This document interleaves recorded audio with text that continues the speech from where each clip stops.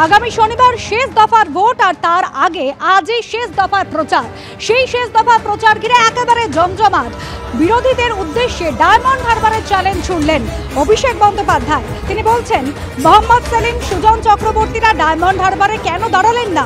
সুকান্ত মজুমদার, শুভেন্দু অধিকারী, দিলীপ ঘোষরা কেন দাঁড়ালেন না আমার বিরুদ্ধে? কংগ্রেসের যে নেতা গালিগালাজ করেন তিনি কেন দাঁড়ালেন না? কি বলেছেন আজ তৃণমূল প্রার্থী অভিষেক বন্দ্যোপাধ্যায়, শোনাবো।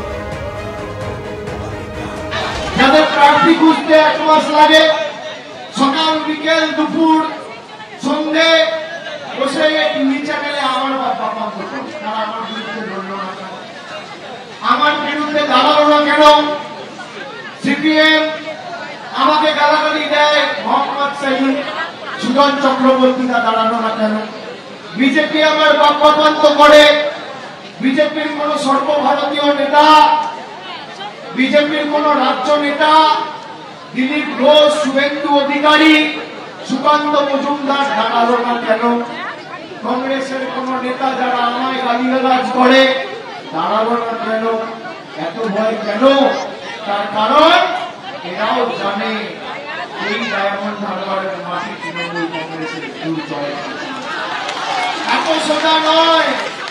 যারা ভাবছে মিথ্যে কথা বলে অভিষেক বন্দ্যোপাধ্যায়কে মানুষের কাছে ছোট করতে গিয়ে যারা ডায়মন্ড হারবারের ফলটাকে ছোট করেছে, আগামী দিন কড়ায় ঝঞ্ঝায় প্রতিশোধ নিতে হবে। প্রতিশোধের রাস্তা বেছে নিয়ে তৃণমূলকে জেতাতে হবে 1 লক্ষের ব্যবধান। অভিষেক বন্দ্যোপাধ্যায়কে হারানোর জন্য আমাদের অভিজিৎ দাস ববি যথেষ্ট। আমরা ভূমিপুত্রকে ক্যান্ডিডেট করেছি, আমি বহিরাগত হয়ে ওখানে কেন ক্যান্ডিডেট হতে যাব? তার থেকেও বড় কথা, অভিষেক বন্দ্যোপাধ্যায়কে হারানোর জন্য দিলীপ ঘোষ, শুভেন্দু অধিকারী, সুকান্ত মজুমদার কারো প্রয়োজন নেই। আমাদের সাধারণ কর্মী এবং ডায়মন্ড হারবারের মানুষ তারাই ওনাকে হারাবে। আর তার থেকেও বড় কথা, উনি যদি এমপিও হন, এমপি হওয়ার পরে কদিন জেলের ভেতরে থাকবেন, কদিন জেলের বাইরে থাকবে, সেটাই গ্যারান্টি নেই। অতএব এমপি হয়েও বা উনি কি করবেন? ওখানে মোদিজিও মিটিং করেননি, ছেড়ে দিয়েছেন, না বোঝার কি আছে? উনি তো আগে বলেছিলেন যে অমিত শাহ এসে ওর বিরুদ্ধে লড়াই করবে। হঠাৎ এখন আবার নামতে নামতে সেলিম, সুজন এসে গেলেন কেন? তখন তো নওশাদ সিদ্দিকী ক্যান্ডিডেট হবে শুনে তো আপনার খাতা হয়ে গেছিল। নানাবিধ প্রকৌশল বন্দোবস্ত করে সেরকম তো ঠেকিয়েছেন। নওশাদ সিদ্দিকী দাঁড়ালেই যার ভয়, অথবা কংগ্রেসের কোনো ভারী লিডার কি সিপিএম এর কোনো ভারী লিডার দাঁড়ালে যার ভয়, তিনি তখন থেকে নানান রকম প্রকৌশল চেষ্টা করেছেন।